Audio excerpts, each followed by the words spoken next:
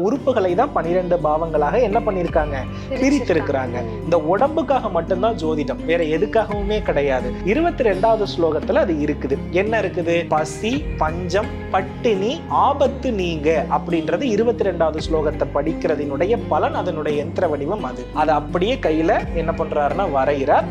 அதை கொண்டு வந்து அம்பாளுக்கு முன்னாடி பிரதிஷ்டை பண்றாரு.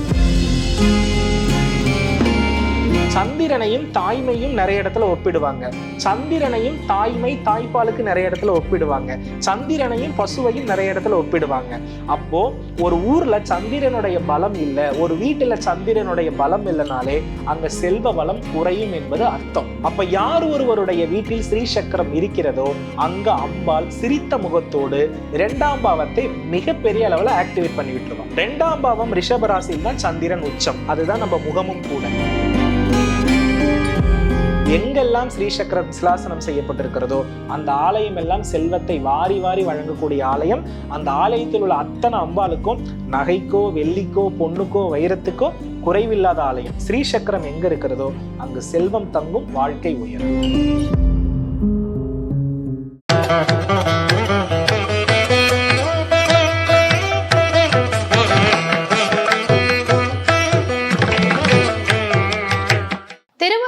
நேயர்களுக்கு வணக்கம். நான் லதா சுப்பிரமணியன். இன்னைக்கு நம்ம கூட இணைஞ்சிருக்கிற சிறப்பு விருந்தினர் ஜோதிடர் சிவ கு. சத்யசீலன் அவர்கள். சார் வணக்கம். ஸ்ரீ குருப்யோ நமஹ, ஸ்ரீ மாத்ரே நமஹ, ஓம் அகதீசாயி நமஹ. வணக்கம்மா. நம்ம ஒரு பதிவுல மந்திரம் எந்திரம்ன்ற அந்த ஒரு பதிவுல எந்திரங்களை பத்தி பார்த்தோம். இன்னைக்கு என்ன ஒரு கேள்வி அப்படின்னா, இந்த ஸ்ரீ சக்கரம் அப்படிங்கிற ஒரு விஷயத்த அது ஒரு நல்ல ஒரு விஷயம். ஸ்ரீ சக்கரம்ன்றது அதனுடைய வழிபாடு பெரிய அளவுல மாறுதலை கொடுக்கும்னு நிறைய பேர் தகவல்கள் சொல்லிட்டு வராங்க. நிறைய பேர் வீட்டுல அந்த ஸ்ரீ சக்கரத்தை வரைஞ்சு வச்சிருப்பாங்க. அதை அப்படியே போட்டோ ஃப்ரேம் எடுத்து மாட்டியும் வச்சிருப்பாங்க. அதனால ஒரு பாசிட்டிவ் வைப்ரேஷன். அந்த மாதிரி வழிபாடு செய்யலாமா? பொதுவா ஸ்ரீ சக்கரம் எங்கிருந்து தோன்றி இருக்கிறது என்பதை நீங்க முதல்ல அடிப்படை தெரியாமல் நம்ம எதையுமே என்ன பண்ணக்கூடாதுன்னா செயல்படுத்தக்கூடாது. பொதுவா இந்த ஸ்ரீ சக்கரத்தை பாத்தீங்கன்னா தன்னுடைய கைப்பட யந்திரபூர்வமாக உருவாக்கியவர் யார் என்றால் சிவபெருமான். ஸ்ரீ சக்கரம் எந்த ஸ்லோகத்திற்கு உட்பட்டது அப்படின்னா, சிவபெருமானே தன்னுடைய மனைவியை வர்ணித்த சௌந்தரிய லகரியினுடைய 22வது ஸ்லோகத்திற்குரிய எந்திரம். இப்போ அம்பிகையினுடைய ஒவ்வொரு அவயமும் ஒரு எந்திரமாக அவர் என்ன பண்றாருன்னா உருவாக்கம் செய்கிறார் என்பதை நீங்க புரிந்து கொள்ளணும். அந்த உருவாக்கத்தினுடைய அடிப்படையில் அதை கொண்டு பூமியில் சேர்த்த பிராப்தம் ஆதிசங்கரரை சேரும். அப்போ இந்த இடத்துல நாம என்ன தெரிந்து கொள்ளணும் அப்படின்னா, நம்மளுடைய ஒவ்வொரு உறுப்புகளும் ஜோதிடத்தில் ஒவ்வொரு பாவம். ஏன்னா உறுப்புகளை தான் 12 பாவங்களாக என்ன பண்ணிருக்காங்க, பிரித்திருக்கிறாங்க. இந்த உடம்புக்காக மட்டும்தான் ஜோதிடம், வேற எதுக்காகவுமே கிடையாது. ஏன்னா நன்மை, தீமை, பாவம், புண்ணியம் அத்தனையுமே அனுபவிப்பது எது? உடம்பு. முக்திக்கும் உடம்புக்கும் சம்பந்தம் இல்லை. முக்தி பெறணும்னு நினைக்கிறவங்க உடம்பை பத்தி என்ன பண்ண வேண்டாம், கவலையே பட வேண்டாம். வாழணும்னு நினைக்கிறவங்க எதை பத்தி நிறைய கவலைப்பட்டாகணும், உடம்பை பத்தியும் மனசை பத்தியும் அதை தேற்றக்கூடிய வழிகளை பற்றியும் சிந்தித்து கொண்டே இருந்தால் மட்டும்தான் ஜோதிடத்தில் பரிகாரத்துல வெல்ல முடியும். இதை முதல்ல நான் தெளிவா சொல்லிடுறேன். முக்தி, கடவுளை காணணும்னா நீங்க உடம்பை பத்தி, இல்லறத்தை பத்தி, வாழ்க்கையை பத்தி, குழந்தையை பத்தி எதை பற்றியுமே கவனிக்க தேவை இல்லை. சரி, இப்போ இந்த இடத்துல ஸ்ரீ சக்கரம் எங்கிருந்து தோற்றுவிக்கப்பட்டது, அதனுடைய மகத்துவம் என்னன்றதை நான் சொல்றேன். பொதுவா இந்த சௌந்தரிய லகரியை பூமிக்கு கொண்டு வந்த புண்ணியம் ஆதிசங்கரரை சேரும் அப்படின்னு நம்ம சொல்றோம். இந்த ஸ்ரீ சக்கரம் பிரதானமாக முதலில் பிரதிஷ்டை செய்யப்பட்ட இடமாக காஞ்சி காமாட்சி அம்மன் கோவில் தான் இருக்கிறது. இதனுடைய தன்மை என்ன அப்படின்னா, பொதுவா ஆதிசங்கரர் அம்பிகையை தரிசிக்க காஞ்சிக்குள்ள புகுறாரு. ஆனா அந்த காஞ்சி மாநகரமே எப்படி இருக்குன்னா, வறட்சியிலும் பசி பஞ்சத்தோடு மக்கள் எல்லாம் அதிகப்படியான இறப்பினுடைய நிலையோடு என்ன பண்ணுதுன்னா இருக்கிறத பாக்குறாரு. அப்போ இந்த இடத்துல அம்பிகையை தரிசிக்கணும், அம்பிகை வாழ்ற ஊர்ல இவ்வளவு பிரச்சனையா அப்படின்னு அவர் என்ன பண்றாருன்னா சிந்தித்து அம்பிகையை தரிசிக்க வரும்பொழுது அம்பாள் ரொம்ப உக்ரஸ்வரூபினியா காட்சி கொடுக்கறாங்க. அப்ப என்ன ஆகுதுன்னா, அங்க ஒரு காய்ந்த ஒரு மரத்தினுடைய கிளையை கொண்டு அப்படி ஆதிசங்கரர் வச்சு அம்பாளை சாந்தப்படுத்துவதற்கு முயற்சி செய்கிறார். சாந்தப்படுத்துவதற்கு முயற்சி செய்வதற்கு எதை எடுக்கின்றார் என்றால், ஒரு மனைவியை பற்றி கணவருக்கு தெரியும் இல்லையா? அப்போ இந்த அம்மாவை சாந்தப்படுத்தணும்னா, அந்த அம்பாளுடைய முகத்தில் சிரிப்பு வர வேணும்னா, அவங்களுடைய ஒவ்வொரு உறுப்பையும் தானே எந்திரமா வச்சிருக்கிறாரு சிவபெருமான். அப்போ அந்த முகத்துக்கான உறுப்பு என்ன? அந்த முகம் சிரித்து நல்ல அருள்மழை பொழியறதுக்கு எது கரெக்டா இருக்கும்னு செக் பண்ணும் பொழுது 22வது ஸ்லோகத்துல அது இருக்குது. என்ன இருக்குது? பசி, பஞ்சம், பட்டினி, ஆபத்து நீங்க அப்படின்றது 22வது ஸ்லோகத்தை படிக்கிறதினுடைய பலன். அதனுடைய யந்திர வடிவம் அது. அதை அப்படியே கையில என்ன பண்றாருன்னா வரைகிறார். அதை கொண்டு வந்து அம்பாளுக்கு முன்னாடி பிரதிஷ்டை பண்றார். அதை பிரதிஷ்டை பண்ணி அம்பாளுக்கு அந்த 22வது ஸ்லோகத்தையே பாசுரமாக பாடுகிறார். பாடி அப்படி அபிஷேகம் செய்யும் முன்பே அம்பாளுடைய தோற்றம் மாறுகிறத கண்கூடாக பார்க்கிறார். அப்போ இதுல இருந்து நம்ம என்ன தெரிந்துக்கணும்னா, ஒரு வீட்டில் கர்மாவினால் நோய், நொடி, கடன், சண்டை, பிரச்சனை இதெல்லாம் இருக்கிறது என்றால் அது கர்மாவினுடைய வெளிப்பாடு.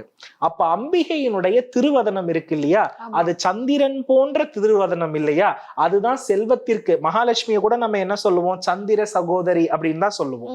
அப்போ அந்த சந்திரனுடைய தன்மை ஒரு ஊர்ல நல்லா இருந்தா மட்டும்தான் அந்த ஊர்ல மழை பெய்யும். சந்திரன் தான் இருக்கிற நவகிரகத்திலேயே குளிர்ச்சிக்குரியவன். நீங்க நல்லா தெரிஞ்சுக்கணும், மனசு வந்து நிறைய எந்த நேரத்துல சந்தோஷப்படும்? குளிர்ந்த நிலையில் இருக்கும் பொழுதுதான். அப்ப இந்த இடத்துல வந்து சந்திரனையும் காதலையும் நிறைய இடத்துல ஒப்பிடுறத நீங்க பாப்பீங்க.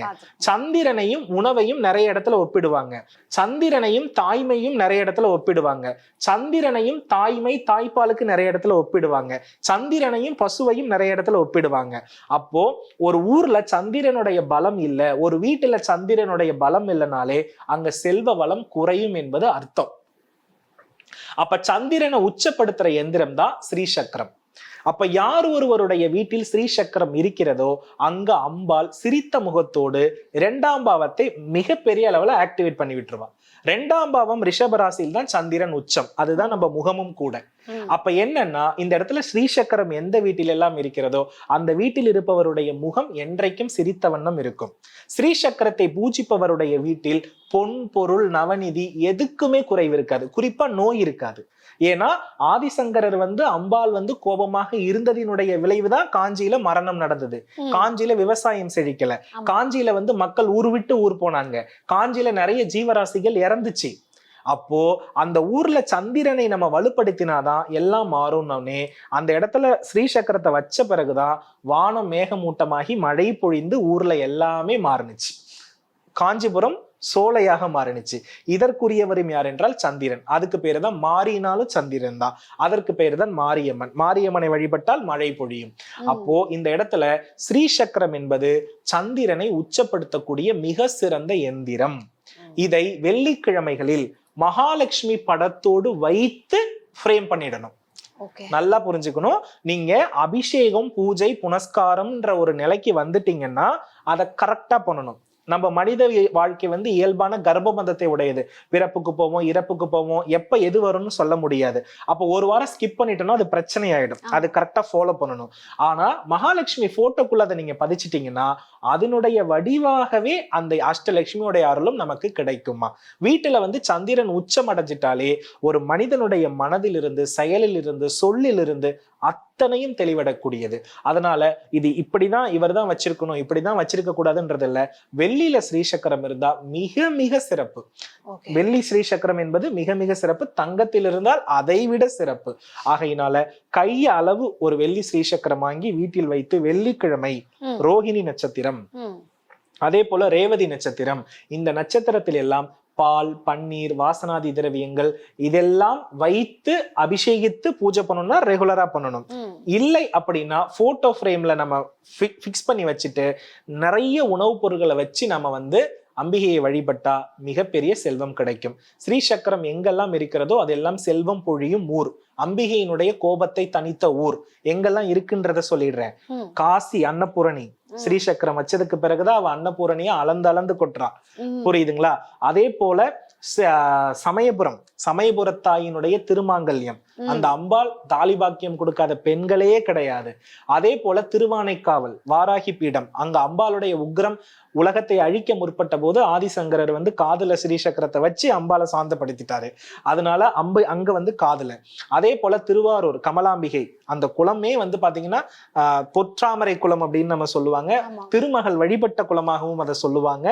அந்த கமலாம்பிகை இடத்தில் இந்த ஸ்ரீசக்கரம் இருக்கிறது. மீனாட்சி தேவியினுடைய ஆலயத்தில் ஸ்ரீசக்கரம் இருக்கிறது. எங்கெல்லாம் ஸ்ரீசக்கரம் சிலாசனம் செய்யப்பட்டிருக்கிறதோ அந்த ஆலயம் எல்லாம் செல்வத்தை வாரி வாரி வழங்கக்கூடிய ஆலயம். அந்த ஆலயத்தில் உள்ள அத்தனை அம்பாளுக்கும் நகைக்கோ வெள்ளிக்கோ பொண்ணுக்கோ வைரத்துக்கோ குறைவில்லாத ஆலயம். ஸ்ரீசக்கரம் எங்க இருக்கிறதோ அங்கு செல்வம் தங்கும், வாழ்க்கை உயரும். நிச்சயமா அருமையான பதிவு. இதே ஸ்ரீ சக்கரத்தை நம்ம வந்து ஒரு டாலர் வடிவுல பதிச்சு நம்ம அணிஞ்சுக்கிறதுனாலையும் இதற்கான கட்டாயமா. நான் இப்ப என்ன சொன்னேன், இவ்வளவு நாளா நம்ம பார்த்த பதிவு மனம் தெளிவடையணும்னு தான் சொல்லியிருக்கேன். ஒரு கணவன் மனைவிக்குரிய அந்யூன்யத்தை வளர்த்து கொடுக்கக்கூடிய எந்திரம் ஸ்ரீ சக்கரம். இதுக்கு தீட்டதெல்லாம் எதுவுமே கிடையாது.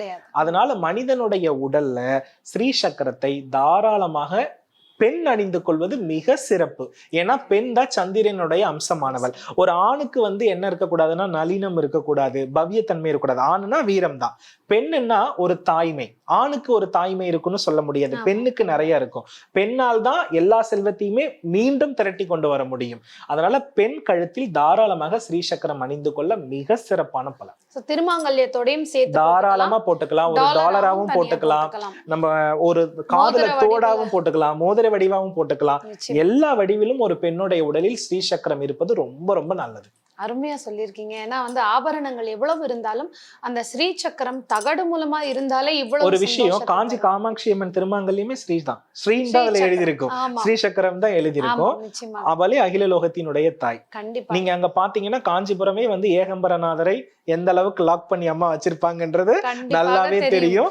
ஆகையினால கட்டாயமா அதை பண்ணலாம். நிச்சயமா காஞ்சிபுரமே இன்னைக்கு செழிச்சிருக்குன்னா அந்த காமாட்சி அம்மனும் அந்த கோவில்ல இருக்கக்கூடிய ஸ்ரீ சக்கரமும் தான் அழகா விளக்கமா சொல்லியிருக்கீங்க. பெண்கள் எல்லோருக்குமே வந்து ரொம்ப பயனுள்ள பதிவு. ஏன்னா நிறைய பேருக்கு சந்தேகம் இருந்திருக்கும், நம்ம அதை இந்த மாதிரி டாலர் வடிவிலையோ திருமாங்கல்யத்தோடய போட்டுக்கலாமா இல்ல பூஜை அறையில மட்டும்தான் வைக்கணுமான்னு உங்க பதிவு நிறைய பேருக்கு தெளிவான விளக்கம் கொடுத்திருக்கு சார். அடுத்த ஒரு நல்ல பதிவுல இதே மாதிரி சந்திக்கலாம். நன்றிகள். வெற்றிவேல் முருகா.